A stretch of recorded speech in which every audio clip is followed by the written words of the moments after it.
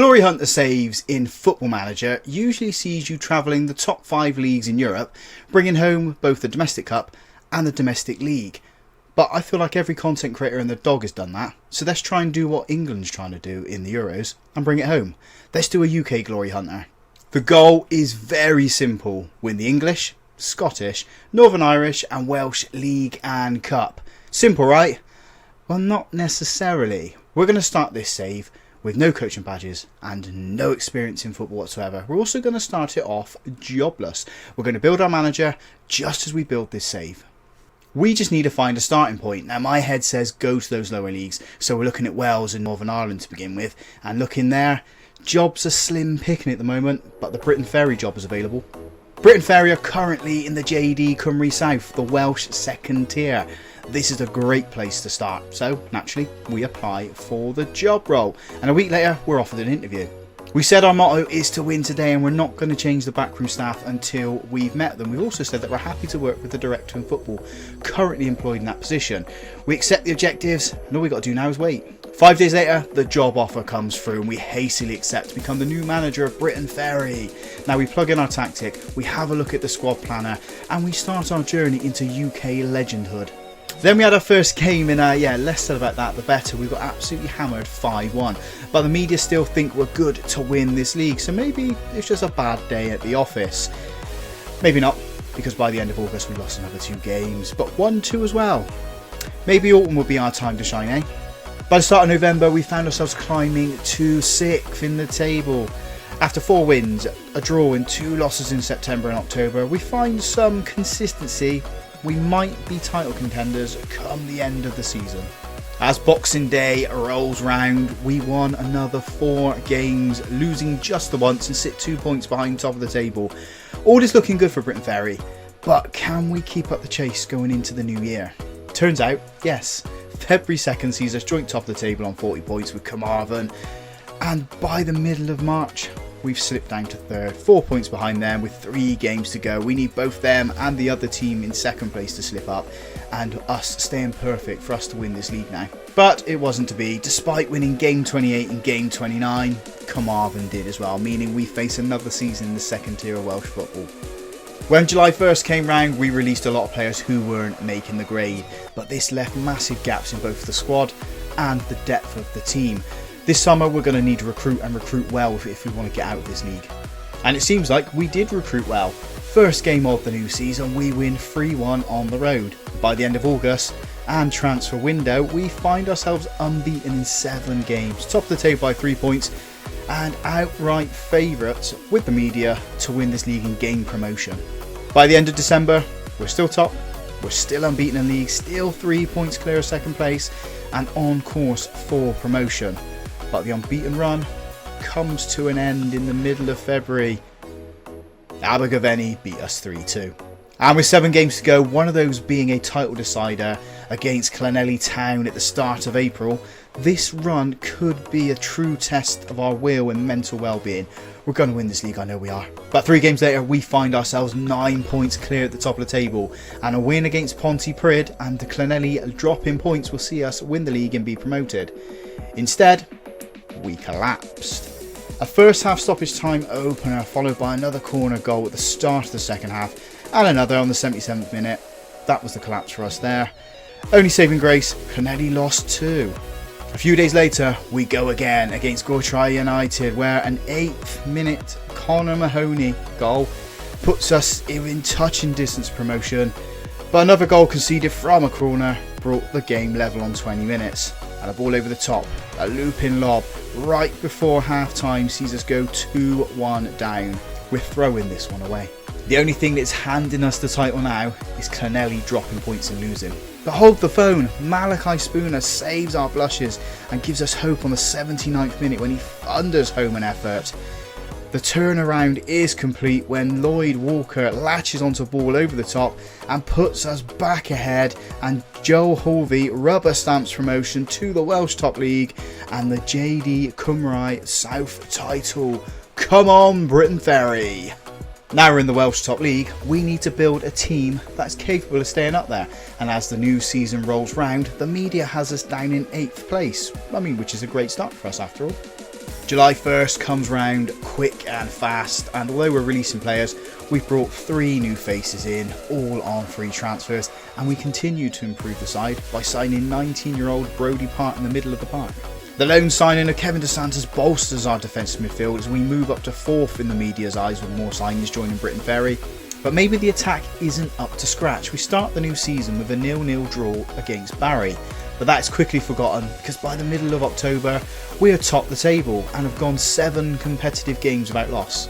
Now, much like the Scottish League, it splits into 2 groups for relegation and the Champions Group. Now we need to put on superstar performances each and every week if we're to keep up this title challenge that we're on, this unlikely title challenge, and also win the Welsh Cup. At the moment we're in the quarterfinals. As the games count down, we draw 2-2 with TNS, a huge top of the table clash. The title race will be going down to the wire as we sit a point behind them with 6 games to go. The final games start with a 1-1 draw against Barry. This could be fatal. Next up is Ponybont. They gave us a little bit of a scare, but we managed to come through that and we beat them 4-3. But importantly, TNS lost, meaning we're now top of the table. An 85th minute equaliser from Cameron Wilson saved our blushes against Connors Quay, with Newtown doing us a favour and beating TNS. As long as we beat TNS, the title is ours. And unlike TNS, we absolutely batter Newtown 4-1, setting up a title decider with them in the next game.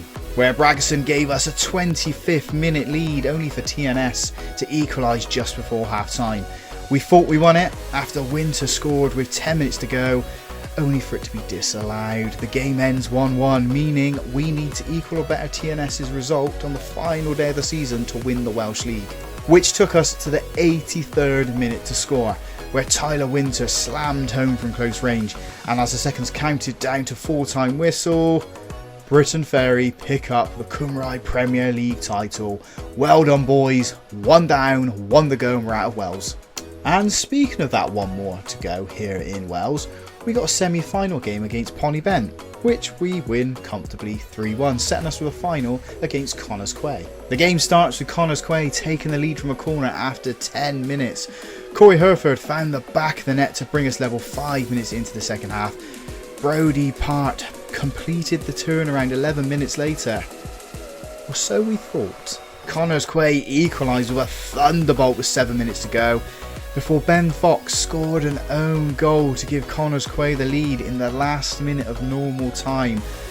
Luck was on our side. Tyler Winter wins a penalty on the 94th minute. Could we equalise to send this game to penalties? Yes, we could. And so the shootout followed the following path. We score. They miss. We score. They score. We score. They score. We score. They score. We score and win the double, ending the Welsh leg of the journey. Fantastic season for Britain Ferry. Fantastic season for us. But as great as that season was, we do need to move on. With England and Scotland being a higher reputation league than Northern Ireland, it makes sense to go there next. And the only job I take is the Carrick Rangers job. So we apply. The job interview invite comes to the inbox, which we attend, and 4 days later we're offered the job, which obviously we accept. Now, much like the Britain Ferry job, we put our tactic in, a 3-4-3, and we look at where we need to improve, which is all over the park. But money isn't really available to us. We'll need to explore the free market and the free loans. Maybe we'll raid our old club for players out of contract, which is exactly what we did for signing number 1, Ali Alfred. We'll need a few more quality signings if we're to improve on the media's current prediction of 10th place finish come the end of the season, which starts with the free signing of Darren McBrien on the wing. And that was shortly followed up by signing our main man from Britain Ferry, Braggerson, up top. He should be getting us the goals, and I'm kind of hoping he does get the goals, because the media now have us in 7th place finish. And just like that, the new season starts with an away trip to Lairn, where Bragson got himself a debut goal in 18 minutes and got a hat-trick as we comfortably beat them 5-2. More of this please, lads. By mid-October, we're sitting exactly where the media think we're going to finish, in 7th. We've won 3, drawn 2 and lost 4. There's still a long way to go though, and by Christmas we've climbed to 5th. We've lost 2 games in 12 and gone on a 5-game unbeaten run as well.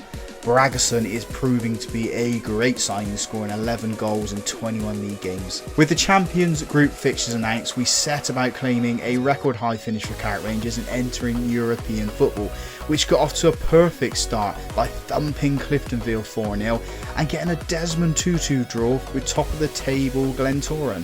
Coleraine brought us back down to the ground by beating us 2-1, meaning with Lairn and Linfield coming up, we could miss out on European football, which we half did. We beat Linfield, meaning Lairn can't catch us. A 4-1 loss to Lairn though left us worried about the goal difference swing, which didn't happen. Carrot Rangers finished third for the first time ever and entered the European Conference League qualifying round. Our priority signing for the summer will need to be as a right wing back, and depth to be competitive next season in Europe and win trophies is what we need to do now. We need to win the Irish Cup. Our first signing comes in midfield. Paul Ncio joins us. But the shock of the summer is Bragason is leaving us on a free after failing to agree terms with him. Oh, this could hurt. Maybe new striker Charlie Thompson can make up for those goals, and a new goalkeeper can keep him out at the other end as the squad is starting to come together. We still need further improvement though, and that comes with Alec Wolf in defence. On the pitch, we start the European Conference Cup qualifying with a 0-0 draw away from home and winning the home leg 4-1. We're into the next round. Two new midfielders join the team, and another 2-2 away draw in Europe keeps our spirits high, with the home leg being a comfortable 4-2 win. And to help the scoring, we brought in Matthew Lusty, who the fans think is a suitable Bragason replacement, and loan in Shane Lynch from Luton to further improve the attack.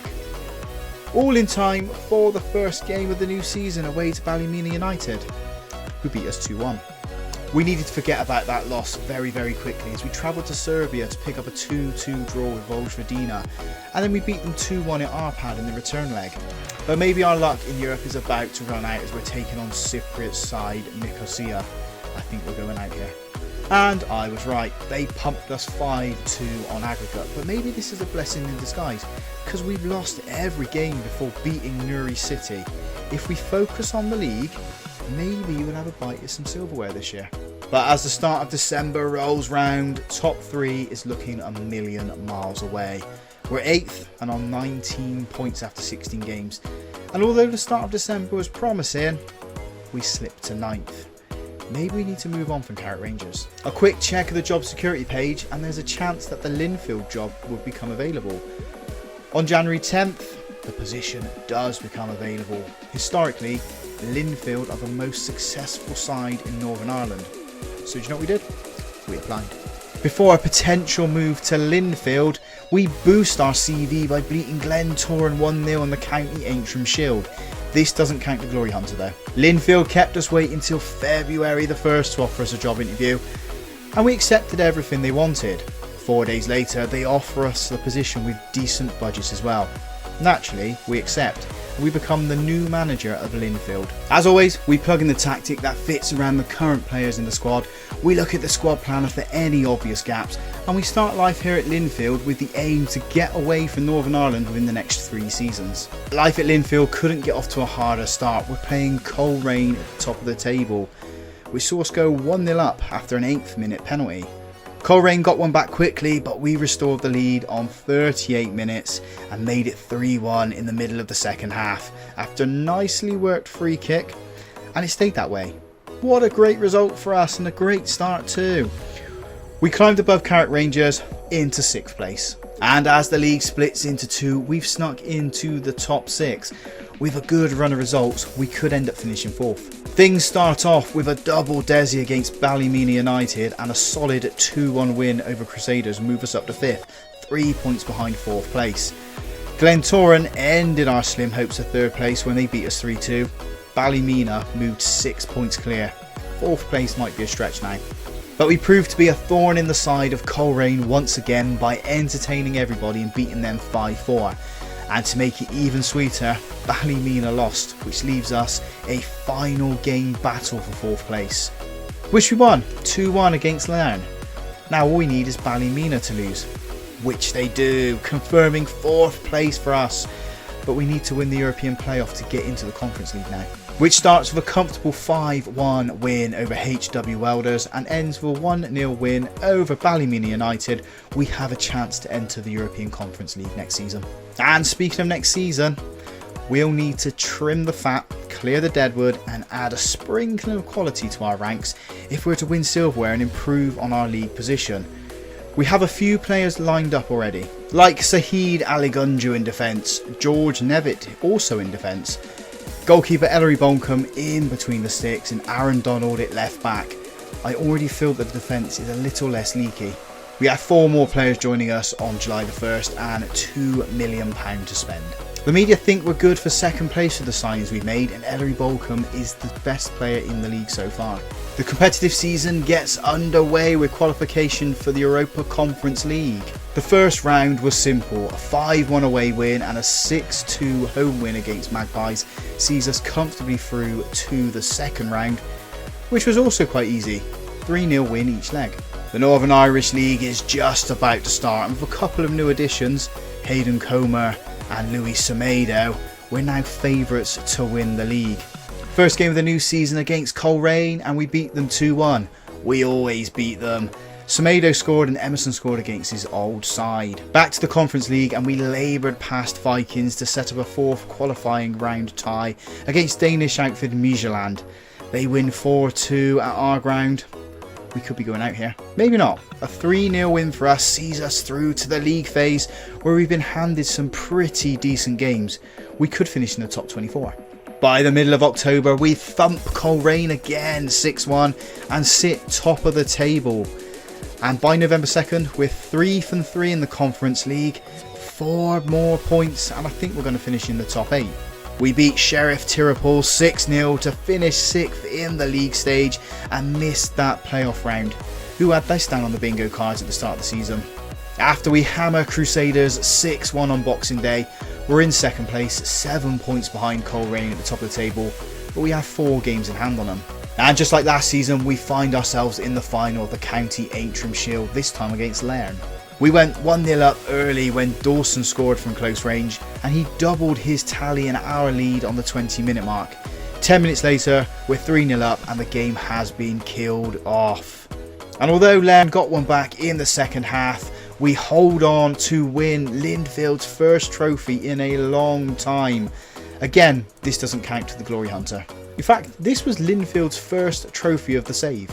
January ends with a big win over Lairn and sees us still in second place, but are a point behind Coleraine with 2 games to go. And to ensure we score a boatload of goals, and at the moment we scored a cruise ship's worth, we bring in Tyler Roberts on a free.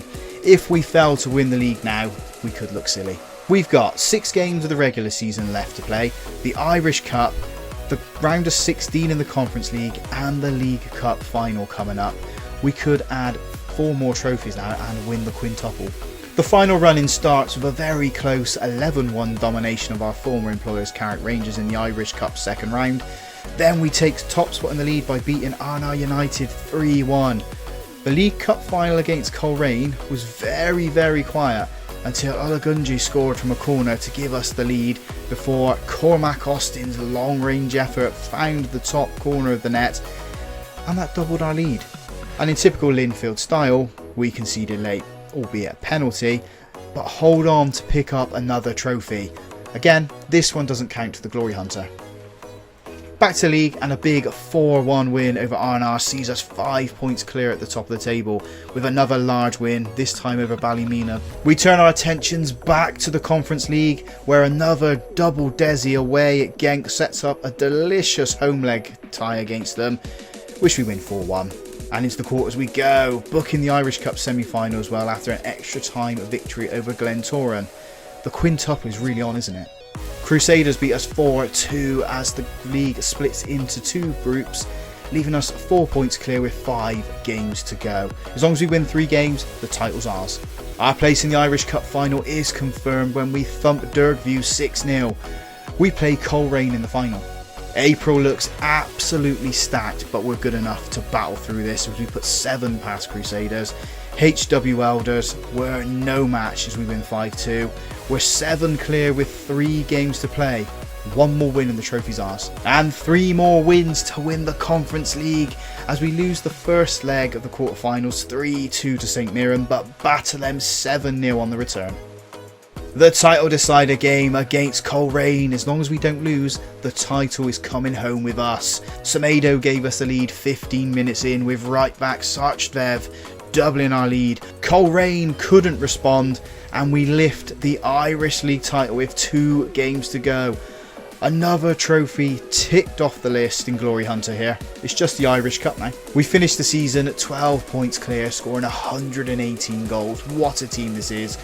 But the season isn't over yet. We still got the Irish Cup and we still have the Conference League. Or maybe just the Irish Cup as Everton bring us back down to earth with 2 4-1 defeats. What a run though. Who would have thought Linfield would get to the semi-finals of the Conference League? Now we know the quintuple's off, but what about the quadruple? Despite being a team that whacks teams in scores early, Coleraine hold us to the 47th minute of the first half when Semedo's looping header gave us the lead. We hold on and win the Irish Cup and the Irish quadruple. This team is absolute fire. And it's a shame to leave, if I'm totally honest. I really like this side. Well, with Wales done, Northern Ireland done, we just have Scotland and England. But where do we go next? Why don't you hit that subscribe button and find out in the next one.